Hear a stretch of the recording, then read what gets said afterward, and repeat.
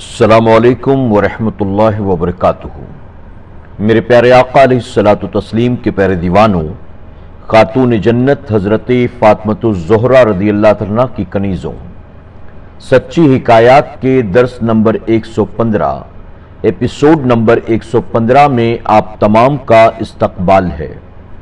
अस्सलातु वस्सलामु अलैका या रसूल अल्लाह, अस्सलातु वस्सलामु अलैका या हबीब अल्लाह, अस्सलातु वस्सलामु अलैका या नबी अल्लाह, व अला आलिका व अस्हाबिका या नूर अल्लाह सल्लल्लाहु ताला अलैहि वसल्लम।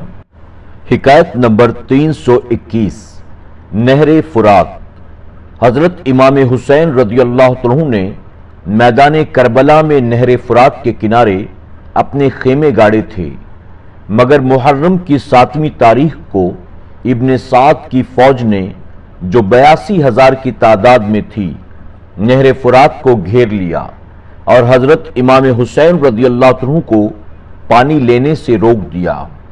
इस फौज में अक्सर वही लोग थे जो अली और इमाम हुसैन से मोहब्बत का दावा करते थे, जिन्होंने हज़रत इमाम पाक को ख़त लिख कर खुद ही बुलाया था और अब खुद ही उनका पानी भी बंद कर दिया।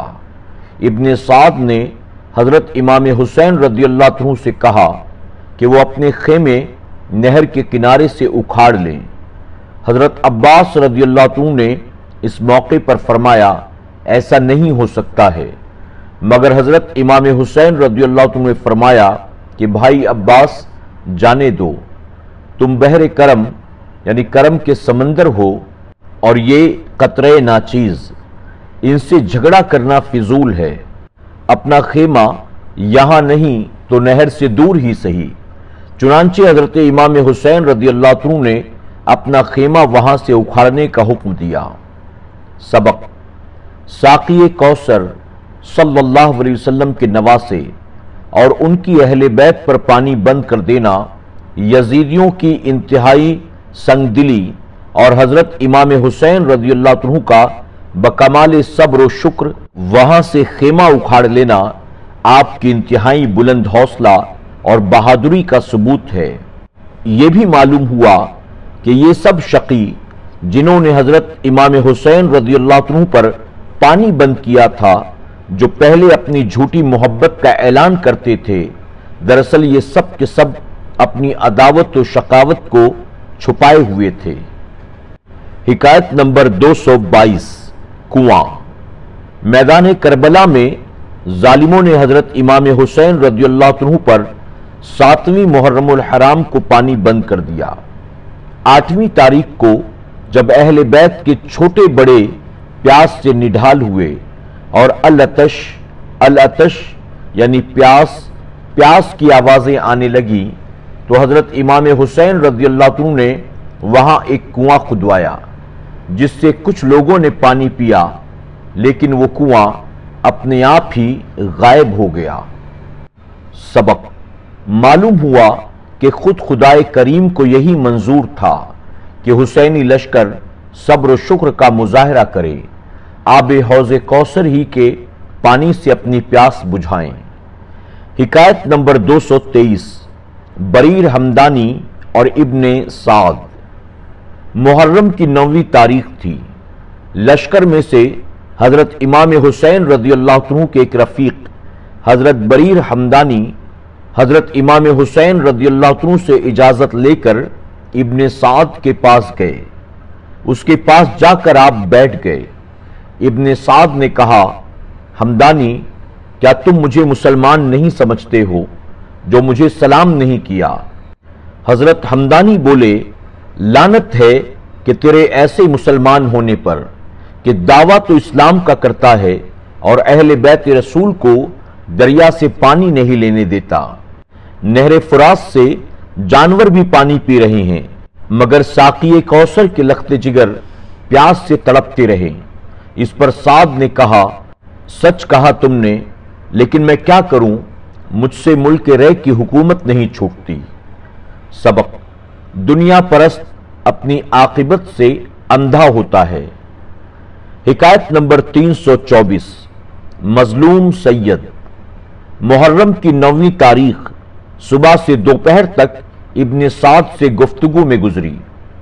بعد نماز ظہر حضرت امام حسین رضی اللہ عنہ خیمے سے باہر بیٹھے ہوئے قرآن شریف کی تلاوت فرما رہے تھے کہ آنکھوں سے آنسو بہتے جاتے تھے۔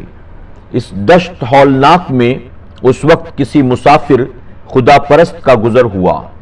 حضرت امام حسین رضی اللہ عنہ کو اس عالم میں دیکھ کر اس نے آپ کا حال پوچھا تو آپ نے فرمایا: مسافر سید آوارہ وطن ہوں، مسافر سید آوارہ وطن ہوں، غریقی کل زم رنج و محن ہوں، ستم مجھ پہ کیا ان شقیوں نے، ستم مجھ پہ کیا ان شقیوں نے، نبی کی آل ہوں تشنا دہن ہوں۔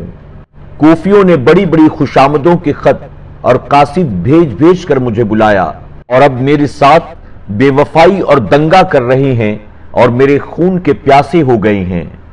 سبق: حضرت امام علی مقام رضی اللہ عنہ کا یہ واقعہ قیامت تک یہی پکارتا رہے گا کہ کوفیوں نے جھوٹی محبت کا مظاہرہ کر کے حضرت امام علی مقام رضی اللہ عنہ پر انتہائی ظلم و ستم کیا۔ اس قسم کے جھوٹے دعوے کرنے والے سے پرہیز ہی لازم ہے۔ حکایت نمبر 325۔ سرور انبیاء صلی اللہ علیہ وسلم کی آمد۔ محرم کی 10ویں رات صبح سے شام تک حضرت امام حسین رضی اللہ عنہ نے عبادت میں گزار دی۔ رات کے پچھلے پہر آپ پر استغراق کی کیفیت طاری ہوئی۔ حق تعالیٰ کی یاد میں اس قدر مہو ہوئے کہ دنیا اور مافیا کی طرف توجہ نہ رہی۔ اس عالم میں حضور اکرم صلی اللہ علیہ وسلم فرشتوں کی جماعت کے ساتھ میدان کربلا میں تشریف لائے۔ حضرت امام حسین رضی اللہ عنہ کو بچوں کی طرح گود میں لے کر خوب پیار فرمایا اور فرمایا: اے جان و دل کے چین، نور العین، میرے حسین، میں خوب جانتا ہوں کہ دشمن تیرے پیچھے پڑے ہیں اور تجھے قتل کرنا چاہتے ہیں۔ بیٹا، تم صبر و شکر سے اس وقت کو گزارنا۔ تیرے جتنے قاتل ہیں قیامت کے دن میری شفاعت سے محروم رہیں گے اور تجھے شہادت کا بہت بڑا درجہ حاصل ہونے والا ہے۔ بس تھوڑی دیر میں تم اس کرب و بلا سے چھوٹ جاؤ گے۔ بیٹا، جنت تمہارے لیے سنواری گئی ہے، تمہارے ماں باپ بہشت کے دروازے پر تمہاری راہ دیکھ رہے ہیں۔ یہ باتیں ارشاد فرما کر حضور اکرم صلی اللہ علیہ وسلم نے پھر حضرت امام حسین رضی اللہ عنہ کے سر اور سینے مبارک پر ہاتھ پھیر کر دعا کی: اے اللہ، میرے حسین کو صبر و اجر عنایت فرما۔ جب امام حسین رضی اللہ عنہ اس مکاشفے سے چونکے اور اہل بیت سے یہ سارا ماجرا بیان کیا تو سب حیرت سے ایک دوسرے کا منہ تکنے لگے۔ سبق: کربلا کا سارا قصہ حضور اکرم صلی اللہ علیہ وسلم کی نظر عالی میں تھا۔ حضور اکرم صلی اللہ علیہ وسلم ظالموں کا ظلم اور صابروں کا صبر ملاحظہ فرما رہے تھے۔ میرے پیارے آقا علیہ الصلوۃ والتسلیم کے پیردیوانوں، خاتون جنت حضرت فاطمہ الزہرا رضی اللہ عنہ کی کنیزوں، ہم پچھلے چند ایپیسوڈ سے جنگ کربلا کے تعلق سے حکایات سماعت کر رہے ہیں۔ آپ نے سنا کس طرح سے حضرت امیر معاویہ رضی اللہ عنہ کے وصال کرنے کے بعد ان کا بیٹا یزید جبرن خلیفہ وقت بن گیا اور وہ صحابہ اکرام کے ساتھ ساتھ امام علی مقام امام حسین رضی اللہ عنہ سے بیعت کے لیے بضد ہوا۔ امام علی مقام نے بیعت سے صاف صاف انکار فرمایا۔ اس کے بعد کس طرح سے امام مسلم کو ان کے بیٹوں کو شہید کیا گیا۔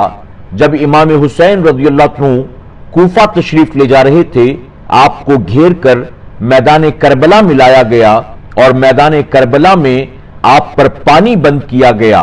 میرے پیارے آقا علیہ الصلوۃ والتسلیم کے پیردیوانوں، خاتون جنت حضرت فاطمہ الزہرا رضی اللہ عنہا کی کنیزوں، دنیا کا لالچی انسان دنیا کے لیے کس حد تک گر جاتا ہے، آنے والی حکایات میں ہم اور آپ انشاءاللہ اسے بھی سماعت کریں گے۔ السلام علیکم ورحمۃ اللہ وبرکاتہ۔ آج ہی SDI آڈیو کو سبسکرائب کریں، بیل آئیکن پر کلک کریں۔ ہماری حوصلہ افزائی کے لیے لائک، کمنٹس اور شیئر بھی کرتے رہیں۔